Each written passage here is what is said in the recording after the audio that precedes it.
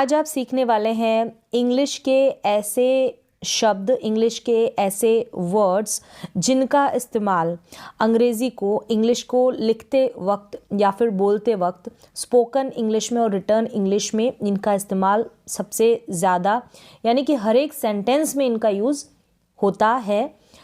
कौन कौन से हैं वो वर्ड्स? तो यहाँ पर मैं उन वर्ड्स का हिंदी में मीन और सेंटेंस के थ्रू आप उनको सीखने वाले हैं। तो बेसिक इंग्लिश क्लास चल रही थी ये, तो चलिए स्टार्ट करते हैं। पहला जो वर्ड है वो है IS is.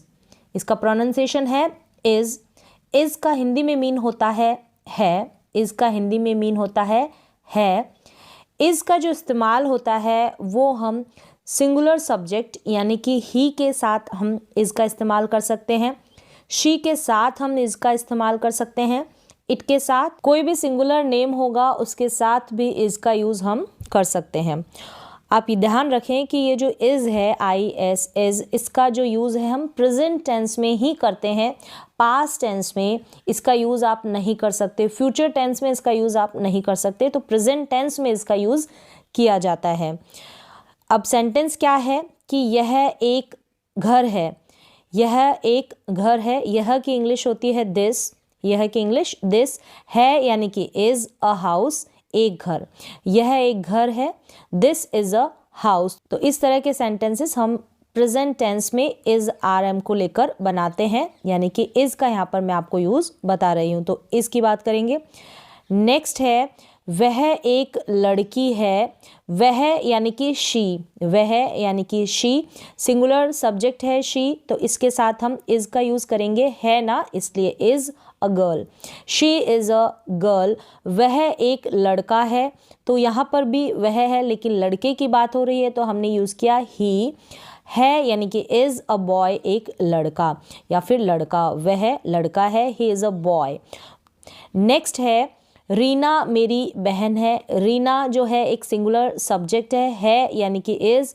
Reena is my sister. Reena मेरी बहन है, रीना इज़ माय सिस्टर। तो ये तो हुआ इज़ का यूज़, यानी कि सिंगुलर सब्जेक्ट के साथ, सिंगुलर सब्जेक्ट का आपको पता होना चाहिए, ही शी इट और कोई भी सिंगुलर नेम। और इज़ का हिंदी में मीन हो गया है। नेक्स्ट जो वर्ड है वो है AMM। एम का मतलब है हूँ, एम का मतलब है हूँ, यानी कि मैं एक शिक्षक हूँ। मैं यानी कि आई एम अ टीचर। तो एम का जो यूज़ होगा वो आप आई सब्जेक्ट के साथ करेंगे, तो आई के साथ यहाँ पर हम एम का यूज़ करेंगे। तो क्लियर हो गया होगा, इजी है। नेक्स्ट वर्ड जो है वो है ARER। आर का हिंदी में मीन हम लेंगे है या हो, है या फिर हो, और आर का जो यूज़ होगा वो आप करेंगे प्लूरल सब्जेक्ट के साथ, यानी कि जो भी बहुवचन करता है उनके साथ आप आर का यूज़ करेंगे। और इसका इस्तेमाल भी हम प्रेजेंट टेंस में ही, जब प्रेजेंट की बात करते हैं तब ही हम इसका यूज़ करते हैं, पास्ट में इसका यूज़ नहीं किया जाता। वी के साथ हम आर का यूज़ करेंगे, यू के साथ यू आर, दे आर, और कोई भी प्लूरल नेम यानी कि एक से अधिक कोई भी नाम, तो वहाँ पर भी हम आर का यूज़ करते हैं। तो क्लियर हो गया होगा।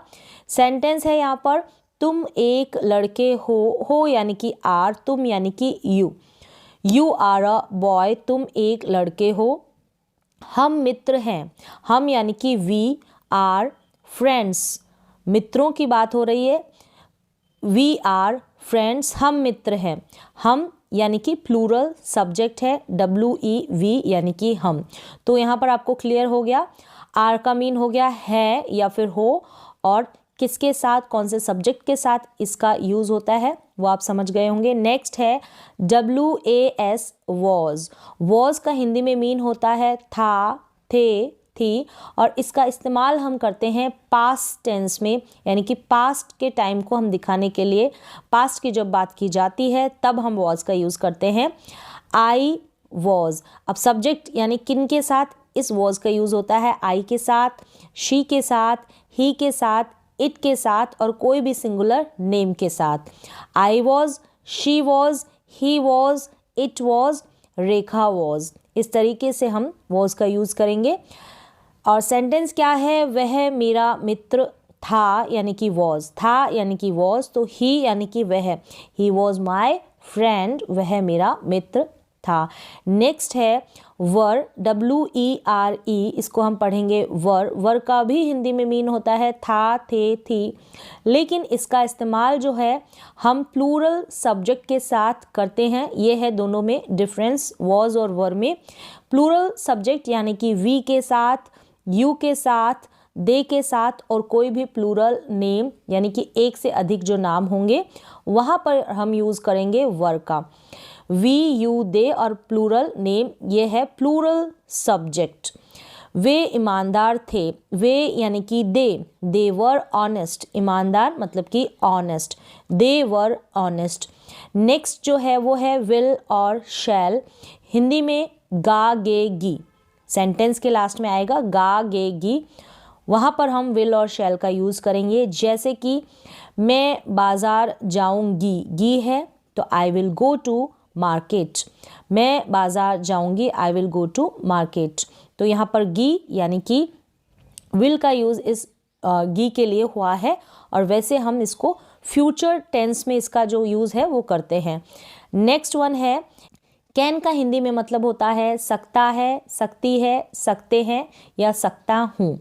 सकता है, सकती है या सकते हैं, सकता हूँ, इस तरीके से सेंटेंस में आएगा ये। मैं भाग सकता हूँ, मैं भाग सकता हूँ, I can run, I can run. तो कैन का जो इस्तेमाल है आप ध्यान रखें कि जब भी आप अपनी कैपेसिटी, पावर, अपनी जो क्षमता है, योग्यता को दिखाते हैं तो वहाँ पर हम कैन का यूज़ करेंगे। कैन जो है वो आपकी पावर को, आपकी कैपेसिटी को, आप में क्या योग्यता है, एबिलिटी है, उसको दिखाता है ये कैन। नेक्स्ट वन है कुड।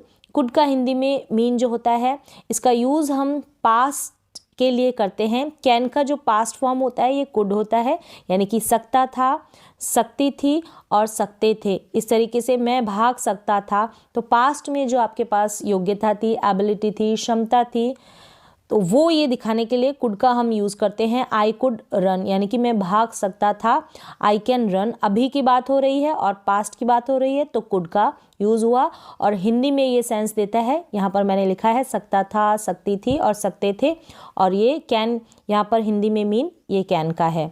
तो इस तरीके से पावर, कैपेसिटी, योग्यता, जो आपकी एबिलिटी है उसको दिखाने के लिए कैन का यूज़ करते हैं। पास्ट में करेंगे तो कुड का यूज़ आप करेंगे।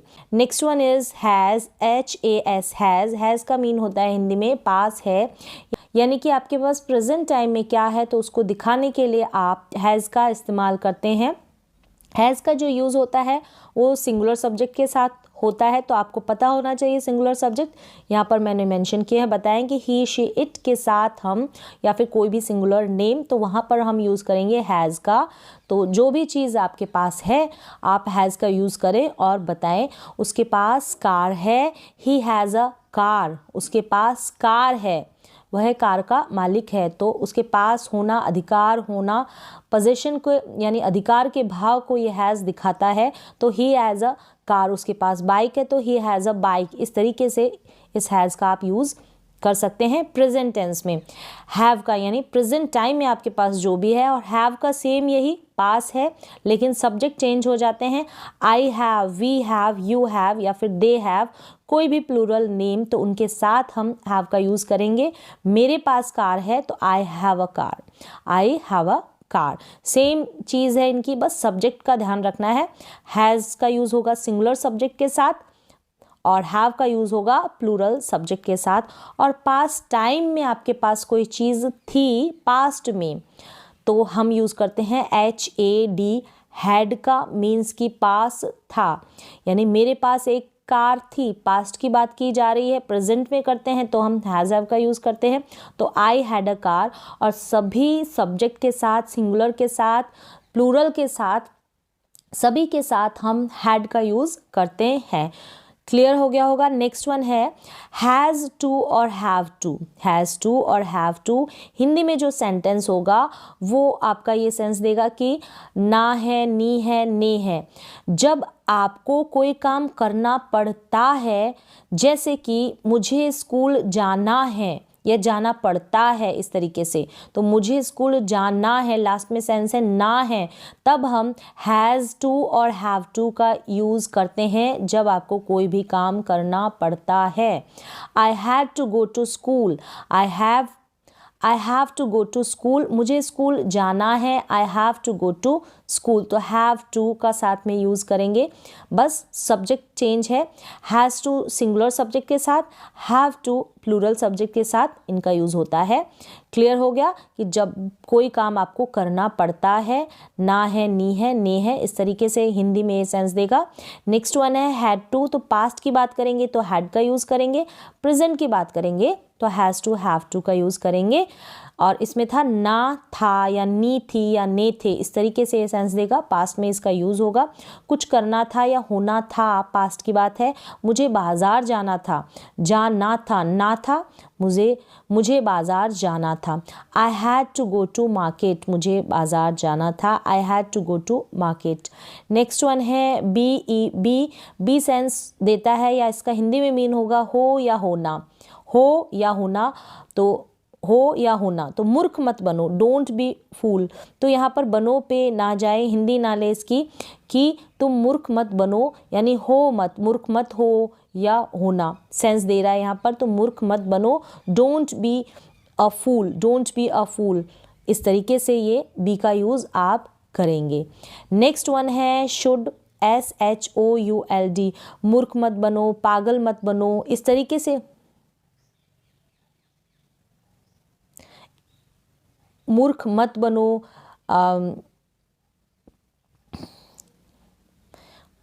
तो यहाँ पर मूर्ख मत बनो, डोंट बी अ फूल, तो बी जो है होने का भाव दे रहा है या फिर आप बन रहे हो, तो उस तरीके से यहाँ पर बी का यूज़ किया गया है। तो आपको हिंदी पे नहीं जाना है।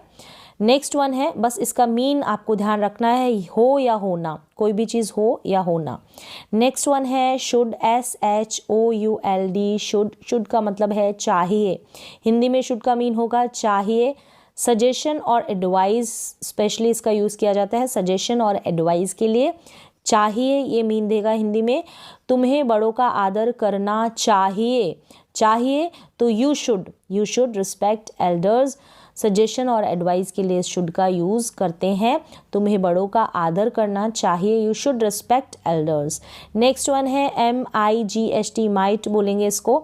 माइट का हिंदी में मीन होता है शायद हो सकता है, ये सेंस देगा कि शायद हो सकता है। मैं आज शायद ही स्कूल जाऊंगा, शायद हो सकता है ऐसा, ठीक है, चांसेस इसमें कम होते हैं, शायद ही मतलब मुश्किल से ही स्कूल जाऊंगा। तो I might go to school today, I might go to school today, तो चांसेस कम है स्कूल जाने के, तब हम वहाँ पर यूज़ करेंगे माइट का, MIGHT, माइट। नेक्स्ट वन है मस्ट, MUST, मस्ट, करना ही चाहिए, करना ही चाहिए। और ऑर्डर, कमांड और स्ट्रॉन्ग ऑब्लिगेशन जब होता है तब हम इसका यूज़ करते हैं। क्या है कि तुम्हें यातायात के नियमों का पालन करना ही चाहिए, क्या है, स्ट्रॉन्ग ऑब्लिगेशन है, अनिवार्यता है, आपको ये करना ही है, तुम्हें यातायात के नियमों का पालन करना ही चाहिए। You must follow the traffic rules, you must follow the traffic rules, करना ही चाहिए मतलब जो ट्रैफिक के रूल्स हैं उनको फॉलो करना ही चाहिए, ये सेंस देगा। मस्ट ऑर्डर के लिए यूज़ करते हैं, कमांड के लिए, और स्ट्रॉन्ग ऑब्लिगेशन कि वो चीज़ आपको करनी ही करनी है। नेक्स्ट वन है डू और डज, इसका हिंदी में मीन होता है करना। तो इसका जो इस्तेमाल होता है हम कई तरीके से करते हैं। इंट्रोगेटिव जो सेंटेंसेस होते हैं वो हम यस और नो टाइप के, वो हम इनकी हेल्प से बनाते हैं। प्रेजेंट टेंस की बात होगी जब हम डू डज का यूज़ करेंगे। सेंटेंसेस देख लें आप, जैसे कि मैं यह काम करता हूँ, आई डू दिस, करने की बात हो रही है तो do, I do this work. Next one है कि क्या तुम उसे जानते हो, प्रेजेंट टेंस का इंट्रोगेटिव सेंटेंस है हेल्पिंग वर्ब के साथ, तो डू यू नो हिम, तो यहाँ पर क्या से जब सेंटेंस स्टार्ट होगा और जानते हो यानी कि प्रेजेंट टेंस है, तब हम अगर इंट्रोगेटिव हेल्पिंग वर्ब को लेकर इंट्रोगेटिव सेंटेंस बनाएंगे तो डू और डज का हम इस्तेमाल करेंगे।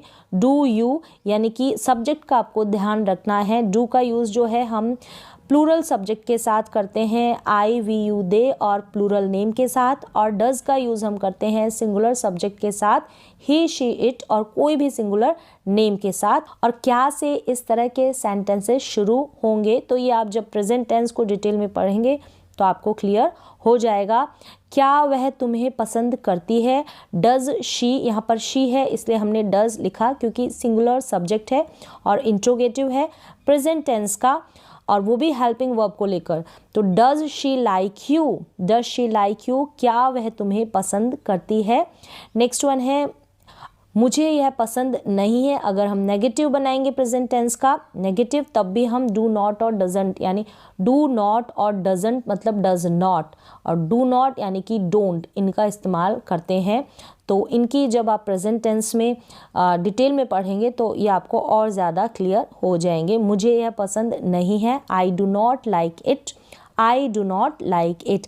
आई सब्जेक्ट है इसलिए डू का यूज़ किया, क्योंकि आई के साथ हम डू का यूज़ करते हैं और ये प्लूरल सब्जेक्ट में इसको रखा गया है। तो देखने में एक है लेकिन ये प्लूरल सब्जेक्ट है। तो यहाँ पर हो गया डू और डज। नेक्स्ट वन है डिड, यानी कि किया था।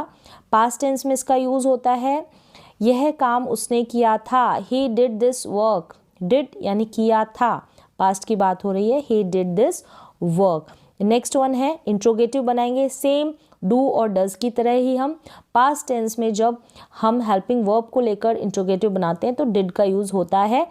क्या तुम उसे जानते थे, पास्ट की बात हो रही है, क्या तुम उसे जानते थे, डिड यू नो हिम, क्या तुम उसे जानते थे, डिड यू नो हिम। तो यहाँ पर हो गया डिड का यूज़। नेक्स्ट वन है, डिड का मीन आपको क्लियर हो गया होगा। नेक्स्ट वन है गोइंग टू, क्या है गोइंग टू, यानी कि करने जा रहा हूँ, करने वाला हूँ, ये सेंस देगा करने जा रहा हूँ या करने वाला हूँ। कुछ भी होने वाला है या होने जा रहा है तब हम इसका यूज़ करेंगे। तो ये जो है फ्यूचर की ओर थोड़ा इशारा करता है, जैसे कि जल्दी ही बारिश होने वाली है, हुई नहीं है होने वाली है, तब हम इस गोइंग टू का यूज़ करेंगे। It's going to rain soon, it's going to rain soon. तो इस तरह के जो वर्ड्स होते हैं वो स्पोकन इंग्लिश में काफ़ी यूज़ किए जाते हैं। इट्स गोइंग टू रेन सून, जल्दी ही बारिश होने वाली है। तो होने वाली है मतलब कि गोइंग टू, तो गोइंग टू मतलब कि करने जा रहा हूँ, करने वाला हूँ, कुछ भी काम, कुछ भी होने वाला है या होने जा रहा है, कुछ भी कोई भी चीज़ होने वाली है तब हम गोइंग टू का यूज़ करेंगे। उम्मीद है कि ये सारे इंग्लिश के वर्ड्स आपको समझ में आए होंगे। तो स्पोकन और रिटन इंग्लिश में इन सारे वर्ड्स का यूज़ किया जाता है, इनके बिना हर एक सेंटेंस इनकम्प्लीट होता है। तो आज के लिए बस इतना ही, मिलते हैं एक और एजुकेशनल वीडियो के साथ, तब तक के लिए थैंक यू सो मच।